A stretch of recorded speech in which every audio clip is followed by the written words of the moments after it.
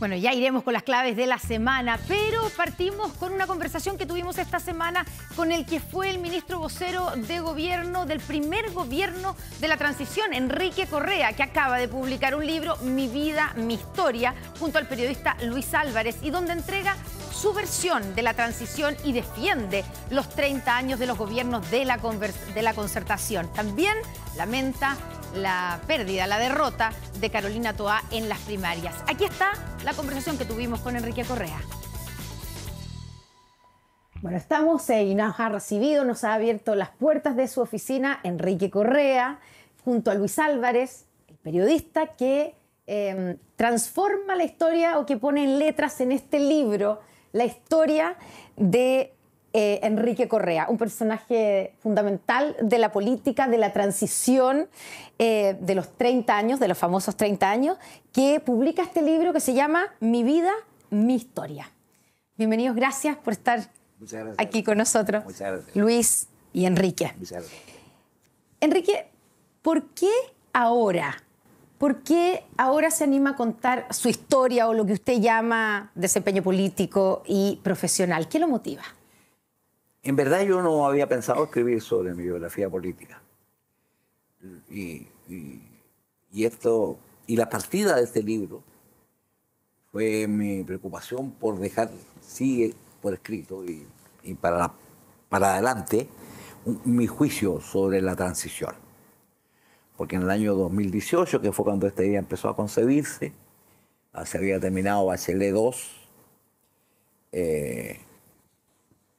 se había declarado que la generación que había gobernado hasta el momento pasaba al retiro y junto con ello la transición era puesta en el paredón. Y naturalmente que pasáramos al retiro eso era una cosa normal y no tan importante. Pero la transición al paredón, eso por lo menos yo no podía admitirlo. ¿No estuvo dispuesto a callar por eso, a callar? ¿Eso fue lo que motivó contar su versión de la historia? Eso fue el hecho que se transformara los años más brillantes de la historia de Chile, porque la verdad es que son los años más brillantes de la historia de Chile, en una historia oscura. Entonces era el mundo al revés. Y yo sentí en muchos de los dirigentes políticos de la época una falta de coraje para defender lo realizado. Porque, claro, ¿la misma gente de la concertación, su misma generación, o los hijos de la concertación o la generación intermedia? Prefiero hablar de algunos de los de la dirigencia política de la época. No tuvieron el coraje de defender lo que ellos mismos hicieron o ayudaron a hacer. Porque esto de haber llevado la transición al paredón tuvo que ver, claro, fue por un lado homicidio calificado de parte de quienes se oponían a este proceso, quienes buscaban reemplazar las fuerzas políticas que lo habían llevado a cabo, pero fue también un suicidio. ¿De parte de quién? De la propia concertación, de los propios dirigentes de los partidos de la concertación. No defendieron en ese tiempo de manera suficiente la transición, su propia obra. Y cuando uno no defiende la propia obra tiene poco destino. Tiene que conformarse con objetivos pequeños, habiendo sido parte repito, de la etapa o del tiempo más brillante de la historia chilena. Ahora, nunca se planteó ni es una biografía. No. Te ha dicho que no es una biografía, ¿cierto? No. Es básicamente un relato muy guiado por las preguntas de Luis. Es un relato de los periodos claves de la vida política de estos 60 años que me tocó vivir. De la que usted ha sido protagonista. Y además es la historia, contada por uno de los protagonistas, de la generación que más larga duración ha tenido en Chile en su vigencia política. No hay ninguna generación en la historia de Chile que haya tenido esta vigencia, que aparte con la Marcha de la Patria Joven, que está contada allí con bastante detalle, y termina, yo diría, en Bachelet II. Es decir, estamos hablando de un periodo muy largo de la historia chilena. Y también, perdón, tu vida como consultor internacional, porque fue consultor de organismos internacionales y después como empresario. Ahora, después de leerlo, porque son muchas horas de conversación, muchos años además que duraron estas conversaciones, ¿quedó conforme con lo que usted cuenta y narra? ¿Representa lo que está aquí? ¿Representa fielmente o bien, de manera completa, su versión de la historia? ¿Se guardó algo? No. Desde el punto de vista de los asuntos políticos, públicos, no, ahí está todo dicho. Está todo dicho como yo lo viví.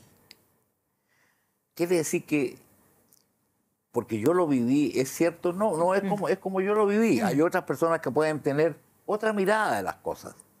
Y si alguna vez, algún lector tiene la paciencia, el tiempo, el interés de leerlo todo, podrá formarse su propio juicio. Entre Edgardo Benninger y Patricio Aylwin, ¿de quién aprendió más? De uno usted fue vocero, del otro quería ser subsecretario. Son dos experiencias distintas. Yo a Patricio lo conocí cuando tenía 12 años, como también relato en el libro. Y fui su seguidor y después tuvimos un conflicto muy grave porque nosotros formamos el MAPO cuando era una figura muy importante, presidente del partido, un par de periodos en los que estábamos en el conflicto interno y decir que nos fuimos distanciando no es un modo de hablar porque era un tremendo dirigente y era un chiquillo. Benninger fue un hallazgo mutuo, una inteligencia que a mí me deslumbró. Y yo quería ser su segundo porque pensaba que los dos podíamos construir una institución virtuosa con la Secretaría de la Presidencia. Lo hizo igualmente con Ricardo Solari. Pero el presidente quería y no hubo manera de convencerlo de otra cosa y los presidentes mandan. El presidente quería que usted fuera ministro. Su vocero y fuera ministro. ¿Y cuánto lo marcó ser el primer vocero de la concertación, o sea, el primer vocero de la transición, en su relación con la derecha, con los militares, con sectores que no le tenían mucho respeto? No solo no me tenían respeto, sino que consideraban que era como una imprudencia del presidente. Una provocación. Haber puesto a este hombre provinciano, moreno, Medio tartamudo. medio tartamudo, reemplazando a Gonzalo García, que era... Conozco harto a Gonzalo García, muy buena persona, pero que era una persona de muy buena presencia. Pero yo diría que con el tiempo las cosas fueron cambiando. Hay algo, sin embargo, que me parece a mí importante destacar. Y yo creo que la confianza que me dio el presidente Aylwin fue clave para esto. Porque nadie, durante 4 años, nadie, empresario, arzobispo, cardenal, político, Fuerza Armada, militares, nadie tenía dudas que cuando yo hablaba, el que estaba efectivamente hablando era el presidente Aylwin. No sé si me explico. Sí. Ese fue un punto clave. Pero aquí lo fundamental fue el respaldo que me dio el presidente Aylwin como...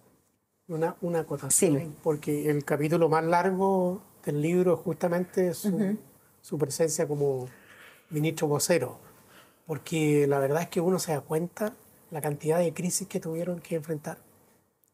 Si uno enumera muy brevemente el ejercicio del láser, el boinazo, el asesinato de Jaime Guzmán, el caso Honecker, el Davilazo, o sea, uno va haciendo un recuento y en 4 años la verdad es que fueron muchas crisis que se tuvo que enfrentar. ¿Y a usted cómo lo marca ese cargo? No sé si es el más importante de su vida, pero me imagino que fue fundamental. Sin duda el más importante de mi vida. ¿Sí? No voy a volver a tener un cargo así en mi vida. Es lo más importante que he hecho en política en mi vida. No, naturalmente que me catapultó como un personaje público, que yo no quería ser un personaje tan público, me catapultó como un personaje público. Y yo diría que de allí en adelante, de alguna manera me moví con más seguridad en la esfera pública. Y no quisiste otro cargo público. Bueno, yo no quise otro cargo público por lo mismo, porque no creía que iba a poder hacer algo tan importante en mi vida, digamos. ¿Qué le pasó cuando empezó a escuchar esas críticas a los 30 años, que eran esto, pero también haber entregado, no haber sido suficientemente duro con los militares, con Pinochet, etcétera. Cuando llegó la crítica que se insinuó en el primer año de Bachelet I y después ya con mucha más fuerza en los años posteriores, todo este grupo, autocomplacientes y autoflagelantes, salieron en defensa en un primer momento de la transición. Después esto se fue debilitando. En el fondo, hay un desconocimiento del rol de crecimiento de la economía. Ese es el punto clave. De ahí se proviene... Ignorancia. De ahí se proviene... No, o probablemente creer, que depende también de los autores que uno lea, porque también muchos de los que fueron líderes han leído muchos populistas latinoamericanos, no tan bien considerados como se pensaría en el mundo intelectual más constituido. Entonces, esta idea de que se puede vivir sin crecer, creo que esa fue la clave del punto. ¿Por qué hicimos nosotros lo que hicimos? Porque sabíamos que la dictadura era sobreviviente de un gran fracaso económico, ¿no? De un gran éxito económico, que fue Sergio de Castro. Sergio de Castro y el dólar fijo. Y recién la economía se había empezado a recuperar con el Ministerio de Hacienda de Nambiji. Y que si nosotros o tomábamos esa economía que iba creciendo o le pegábamos otro remesón. Y terminamos creciendo al 9% y duplicando varias veces el PIB. Y sobre todo, reduciendo la pobreza de manera dramática. Enrique, una parte medular del libro, usted reivindica y defiende la alianza entre el centro y la izquierda. Habla además de, claro, la coalición más exitosa de la historia de nuestro país. Esa alianza hoy día va a ser liderada por el Partido Comunista en la próxima aventura presidencial. ¿Cómo ve ese escenario usted? Mire, en primer lugar, es muy importante que la coalición oficialista, ojalá si hubiera sido con la oposición también, hayan hecho primaria. Creo que las primarias son un ejercicio democrático muy importante. En segundo lugar, perdona que lo diga así, no quiero ser lesivo con nadie, pero lamento mucho que no se haya impuesto Carolina Tobar. Pues yo creo que Carolina Tobar representaba esta razón de Estado de la que hemos estado hablando, esta importancia del crecimiento, del orden público, del orden estatal, en fin. Y yo siento que lo que ha ocurrido en la primaria ha ganado más una candidata que un partido. ¿A qué programa se va a unir esa candidata? Eso no lo sabemos. Si se une a un nuevo intento refundacional, nos va a ir mal otra vez. Si no, habrá que ver. Pero no es una situación en la que nunca pensamos que íbamos a llegar. No sé si me expliqué. Sí. Es decir, aquí no triunfó tanto un partido, sino una candidata. Y hay que ver a qué programa se ata esa candidata. Si se ata al programa original de su partido, esto no tiene destino. Si, sin embargo, ponen en el centro el crecimiento, ahí podemos hablar de otra cosa. Ahora, poner en el centro el crecimiento, perdón, es la última cosa que le voy a decir. No es hablar solamente del crecimiento, porque nosotros estamos con una economía que va creciendo, pero con un crecimiento potencial muy bajo. Sí, 2%. Y por tanto necesitamos un golpe, un golpe en la economía que nos permita en un año mover la aguja en 1,5 puntos de crecimiento. Y eso solo se logra con inversión. Y la inversión no es solo invitar inversionistas y decir que Chile es un país ordenado, sino que hacer una alianza férrea con los inversionistas. ¿Y usted cree que eso es posible con una candidata del Partido Comunista? Tendrá que hacerlo ella. Si no lo hace, no le va a ir bien. Usted conoce bien al Partido Comunista. Mucho. Que el Partido Comunista... menos a conocí más al Partido Comunista de tiempos de la Unidad Popular. Pero que sea el Partido Comunista el que esté liderando la izquierda y tenga la opción de ser gobierno, ¿para usted es un retroceso o es un avance? ¿O una sorpresa? Es una sorpresa. Todavía no le doy un calificativo. Yo siento que lo más delicado que puede pasar aquí, si me permite decirlo, es que, por un lado, Carolina Toá, que era la candidata más proclive a la alianza con el centro, y por otro lado, Evelyn Matei, que era la candidata más proclive a expresar más bien la centro derecha, una haya sido derrotada y la otra haya perdido fuerza, pues recuperable, porque ya todavía mucho tiempo no ha perdido fuerza. Y que finalmente terminemos en una contienda electoral en donde las figuras presidenciales principales sean Kast y Janet Jara, que han sido expresión política, no digo que vayan a hacer así sus campañas, de lo que pudiéramos llamar los extremos de la política. Pero el país sigue siendo el mismo y el país sigue teniendo las mismas necesidades. Esta idea, que la he oído en connotados analistas, que el centro no existe, es una de las ideas más erróneas que he escuchado.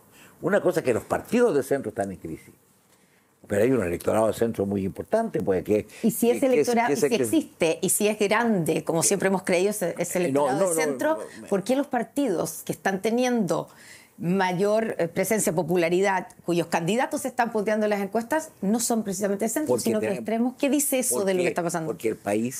Porque en el país se está desarrollando una energía, un impulso a la polarización. Hay muchos que dicen que esta idea de que el país está más polarizado se debe a la fragmentación del sistema político, y es que el binominal no fue reemplazado por un sistema mejor.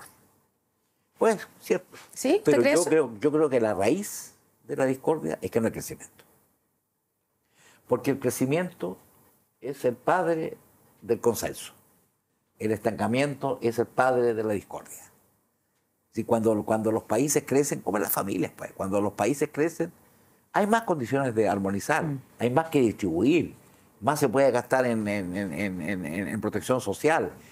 Usted tiene, y ese es el centro de los electores de centro, una clase media recién llegada a la clase media, de hace 20 años, y que demanda acceso a bienes públicos de calidad, seguridad, educación, salud, jubilaciones, y eso se logra con crecimiento. Y lo voy a repetir, lo he dicho otra vez, un punto de crecimiento vale más que 1000 discursos de igualdad.